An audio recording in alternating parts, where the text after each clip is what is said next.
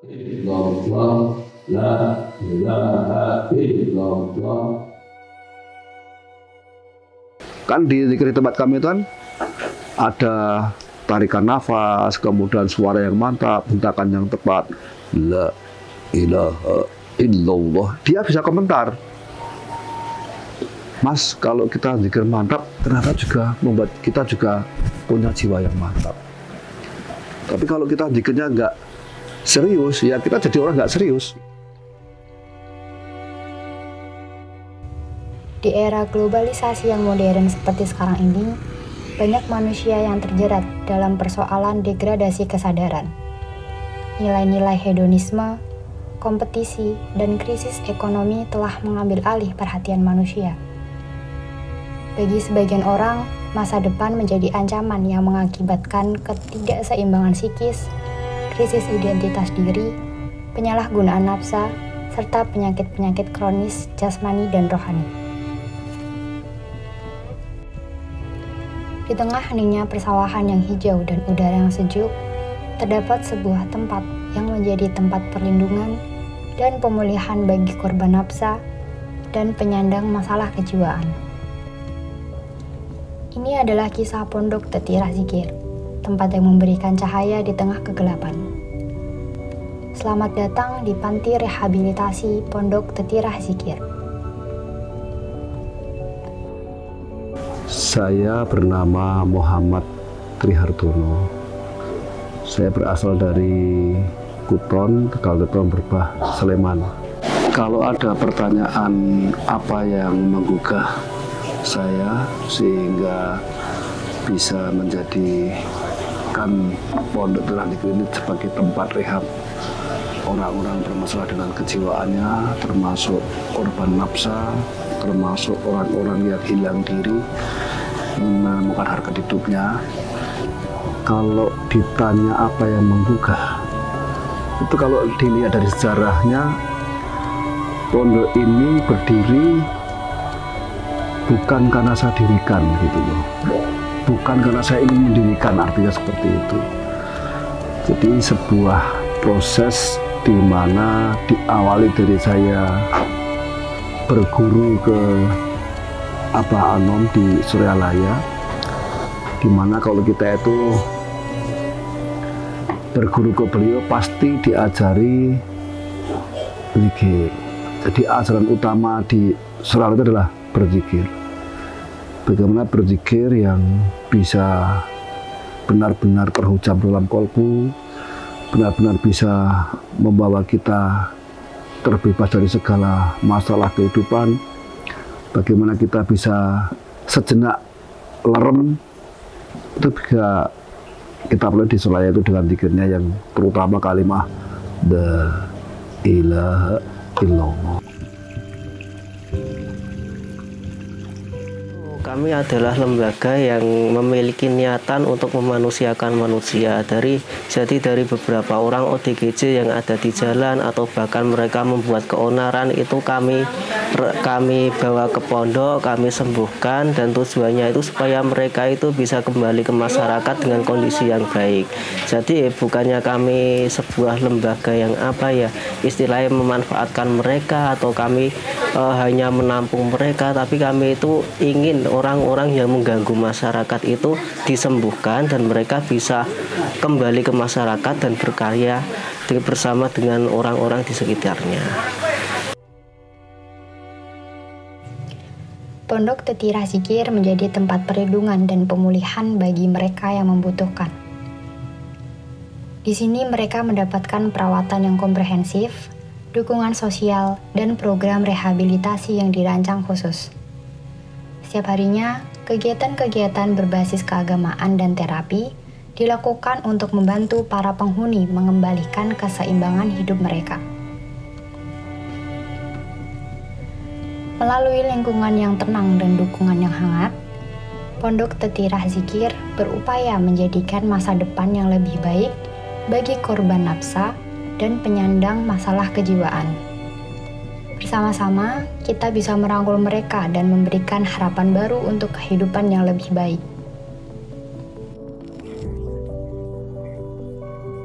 Waktu itu belum ada kehidupan seperti sekarang ini, ada santri, ada pengasuh, ada relawan, sehingga kita bisa berjamaah. Itu kalau saya sholat itu di masjid, kemudian dikiranya saya bawa pulang ke rumah. Saya ingin sholat berjamaah, tapi saya ingin tetap berzikir a'la suralaya. Nah, karena di masjid tidak ada temennya, saya sendirian. Nah, kalau di masjid kan dianggap beda. Nah, yang bisa dikatakan unik, ketika saya sudah istiqomah seperti itu, datanglah seorang lelaki. Lelaki ini dalam kondisi mengalami goncangan jiwa yang sangat parah. Jadi tingkat kegoncangan jiwanya itu dari bahasa tubuh, dari oral lisan yang tak terkendali, artinya sudah dalam kondisi yang sangat parah. Nah, dia tuh datang ke saya. Nah, ketika datang itu baik-baik aja, artinya bisa membekalkan diri. Saya mau pulang ke Jogja, tapi saya pengen ke pondok dulu, pada saat itu tergoncang, saya itu banyak masalah, banyak problem. Nah, begitu saya terima, jadilah dia menunjukkan gejala kejiwaan yang parah itu. Kadang mau bunuh diri, kadang saya suruh mandi, malah dia dalam kondisi telanjang, malah tidak langsung mandi, malah jalan-jalan. Jadi saya melihat setelah dia datang, dia menunjukkan gejala kejiwaan yang sangat parah.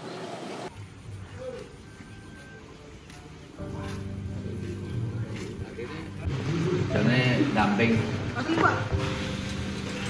Ya, Pak Bapak. Apa? Saya mau bicara ya. Apa? Malah saya telah antarkan saya ke desa Karanganyar, Desa Pekalongan, Jawa Tengah, Indonesia, naik mobil biru sekarang juga secepatnya. Saya anaknya Dedi Ismail dan Bumi Haja Ropa.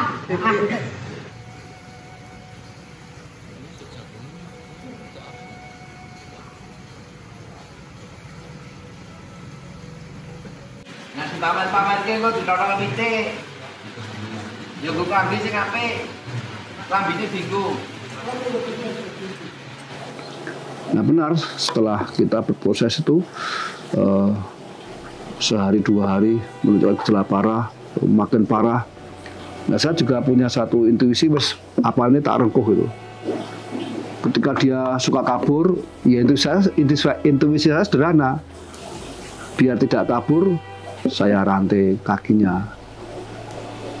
Yang penting waktu itu saya punya prinsip, biar dia tak ajak berzikir, biar dia bisa tak ajak berjamaah dengan saya. Karena saya berpikir lah, nek sing orang-orang yang datang yang ditangkap Allah seperti ini, inilah yang menemani saya berjamaah itu loh. Nah, akhirnya jadilah sebuah kehidupan berjamaah antara saya dengan dia.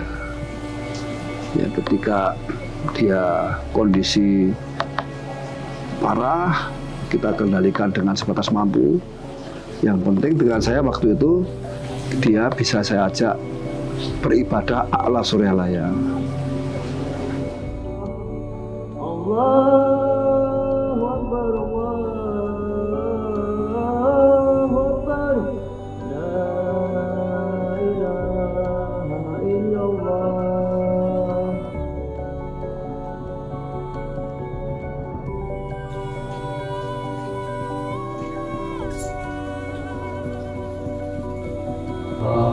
La ilaha illallah, la ilaha illallah, la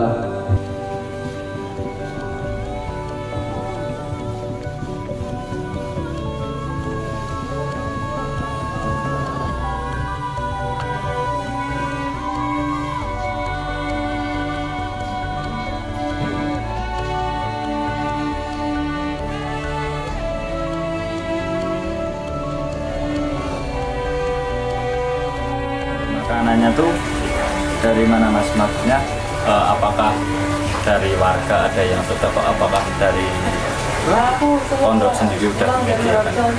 Untuk makanannya, bantuan logistiknya kami berasal dari donatur. Ada donatur tetap, ada yang tidak tetap. Donatur yang tetap kan mungkin dari jamaah-jamaah sekitar sini. Kemudian yang tidak tetap itu dari beberapa lembaga dan yayasan. Terus untuk keluarga santri juga ada yang memberikan sembako berupa beras atau sayur mayur.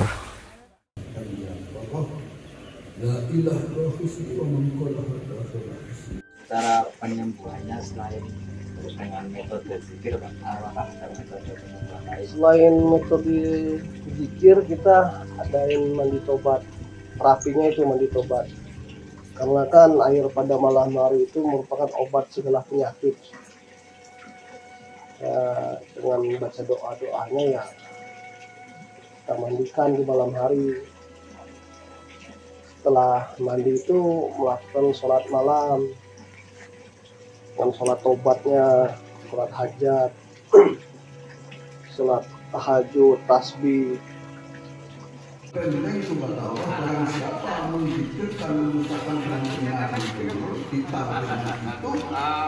Ini mesti ini prakteknya wis angkrep tadi. Misalnya angkrep tadi jalur rakit. Tanya sama kalau jadi mungkin nanti ini tidak nampak. Ya, ada rokok. Nanti ngapuk oke. Kalau ngapuk mereka ada dikit.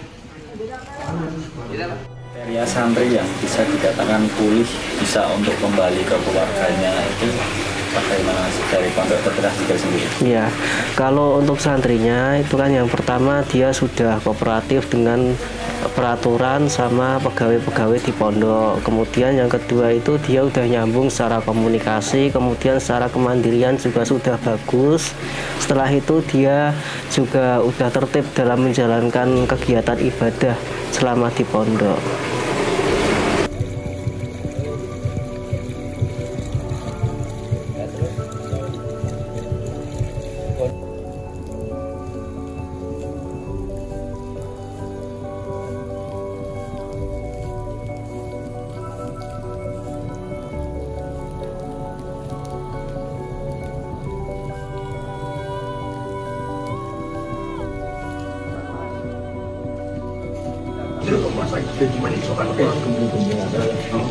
Marah itu kan minta motor ya, dibeliin motor sebuah juta sama kali berikutnya pulang ke Cilacap. Berapa umurnya?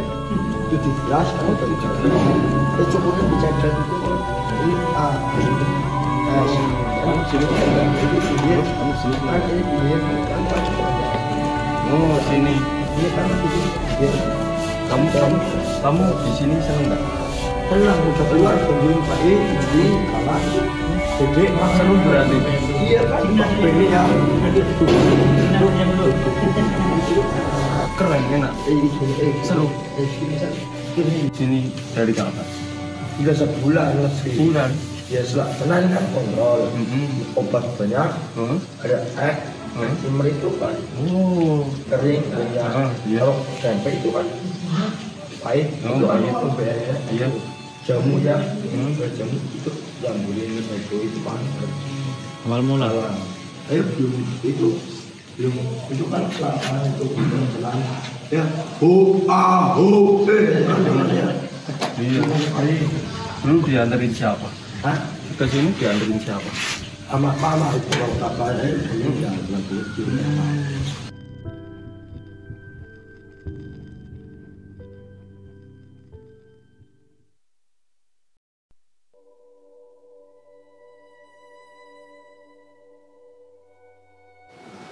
Stigma yang ada selama ini bahwa orang gila itu adalah orang yang di dunia lain.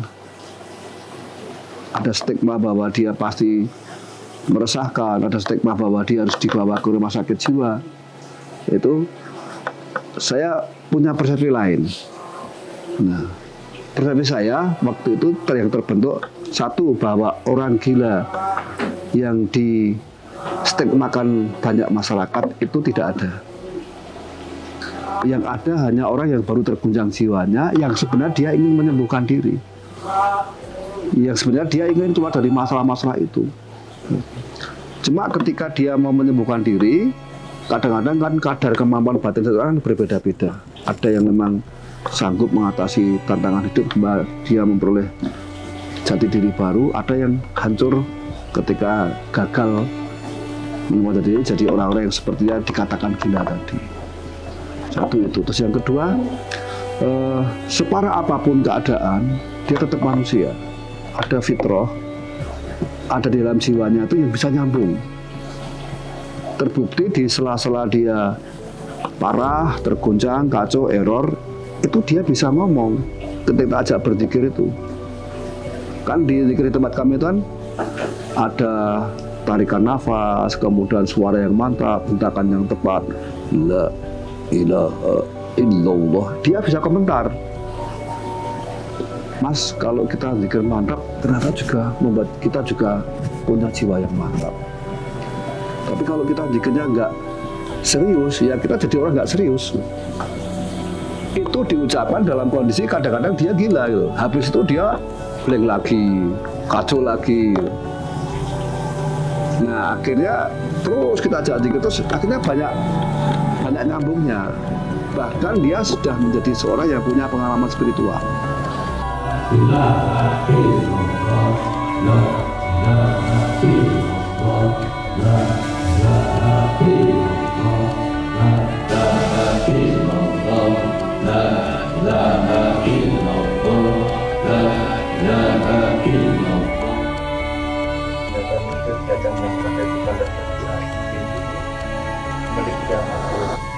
Itu kan ada 2 macam kegiatan. Sehari-hari itu ya kayak kerja bakti, habis sarapan kegiatan anak-anak kerja bakti, membersihkan lingkungan itu termasuk tadi buang sampah-sampah ke sana di depan itu. Kalau hari-hari khusus kayak hari Rabu sama Sabtu ada senam sehat. Karena kalau mereka yang di dalam itu nggak keluar-keluar merasa jenuh nanti, ada keinginan mau kabur, jadi kan sekali-kali keluar senam sehat. Nah habis senam itu kita kasih nutrisi tambahan. Ya, dengan merasa senang hatinya dia merasa betah di sini. Ada lagi aktivitas kegiatan religi. Habis asar itu kita melaksanakan belum bisa syarat tentang cara sholat, belajar, ada hafal-hafal kewajiban itu hari-harinya Senin, Rabu, sama Sabtu habis asar. Kalau malam buat diri sendiri ada pengajian rutin kita malam Rabu, itu untuk umum. Istilahnya bukan sekedar jadi ini aja, di luar juga ada juga Jerman dari Bogor, bahkan dari Magelang.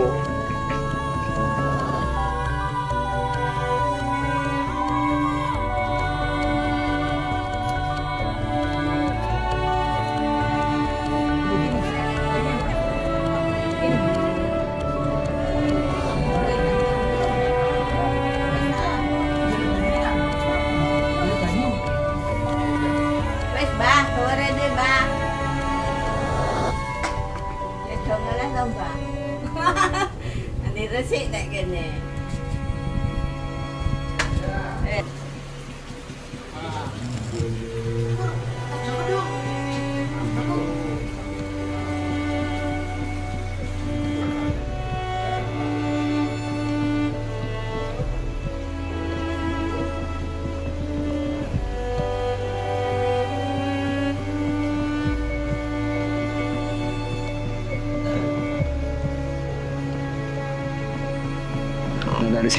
Dari sinilah kita menjadi terkondisi untuk berkembang menjadi pondok seperti ini, karena sejak saya menangani itu di masyarakat, di khalayak ramai itu, saya dikenal bisa mengobati orang sakit jiwa. istilahnya so nambani wong edan. Sehingga ternyata orang-orang yang di stigmakan gila itu ternyata banyak. Sehingga 1, 2, 3 berdatangan sampai sekarang ini kalau bisa dikatakan ya Tetirah Zikir ini bisa dikatakan menjadi ya pondok yang terbesar untuk menangani orang-orang bermasalah kejiwaan dengan jumlah terbanyak.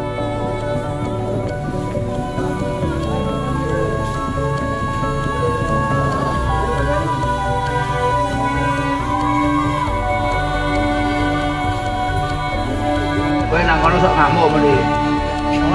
Ora tau leren ning ngamuk. Ada sing salah kene meni ngamuk, nek ngamuk ora salah kene. Ya, ngamuk lah.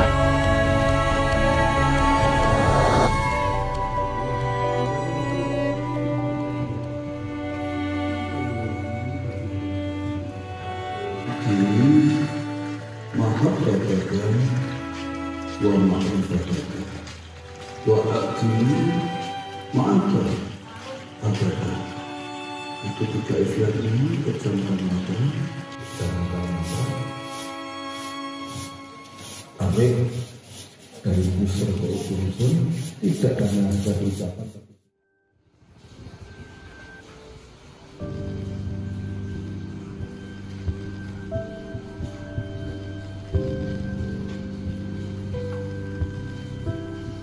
Ketika kita sudah menggunakan nama lembaga, kan melibatkan banyak orang. Nah, di situ ada konflik-konflik itu wajar itu loh. Aku wis suwe ning Suralaya, aku kudu pemimpin dan sebagainya gitu. Nah, akhirnya dari 2008 itu ketika saya bikin lembaga melibatkan banyak orang malah kacau, ya banyak konflik. Ya akhirnya udah kita hijrah aja lah, udah daripada kacau.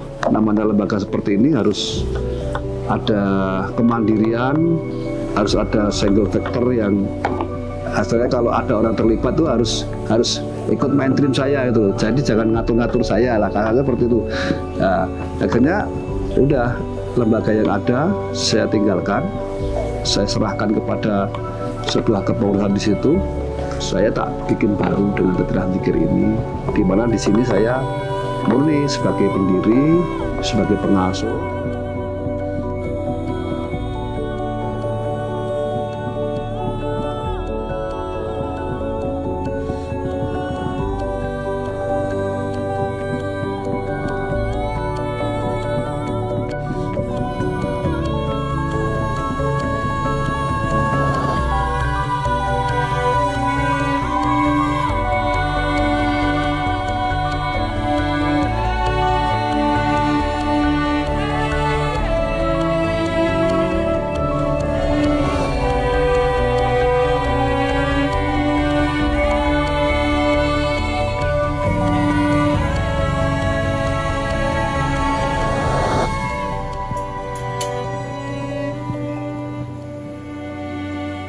Masyarakat itu masih punya stigma bahwa pondok ini nggone wong edan ya Allah. Stigma seperti itu sampai-sampai kalau ada anak kecil rewel itu, ada seorang ibu itu bilang begini, kalau kamu nggak diam nanti tak bawa ke Tetirah Zikir lu, tak kayak nggone wong edan kae lo. Jadi kita sudah untuk menakut-nakuti anak kecil yang rewel, dan stigma itu terbentuk di masyarakat juga. Sehingga walaupun saya itu berusaha melibatkan masyarakat melihat tetap ini nggone wong edan itu loh. Nah dari situlah timbul problem, timbul masalah, ya udah berarti saya tidak bisa melibatkan masyarakat. Karena pondok ini tetap kita kelola sendiri. Nah, masyarakat tuh kalau datang ke sini merasa bahwa ini meng awor wong edan. Jadi kita udah korban stigma tadi. Ya. Tapi kita istiqomah terus berjalan terus, dan alhamdulillah banyak yang sudah tercerahkan. Jadi dari orang yang dulu masuk dari sini gila parah, kemudian kita ajak sholat, ajak zikir, dia bisa pulih, dia bisa bekerja, bisa menikah, bisa punya anak. Nah, 1-2 masyarakat mulai melihat, oh ternyata di sana orang-orang yang dulu gila parah bisa pulih, bahkan dia bisa punya nilai lebih. Karena ketika mendapatkan pencerahan dari pondok, dia lebih punya spiritualitasnya, keistiqomahannya, jadi beda. Nah, 1-2 masyarakat mulai menyadari, kemudian mereka merapat ke sini, kok bisa seperti ini, apa tuh? Itu zikirnya. Oh, saya tak belajar zikir. Akhirnya sekarang ini ya terbentuklah beberapa warga masyarakat yang bergabung dengan kami.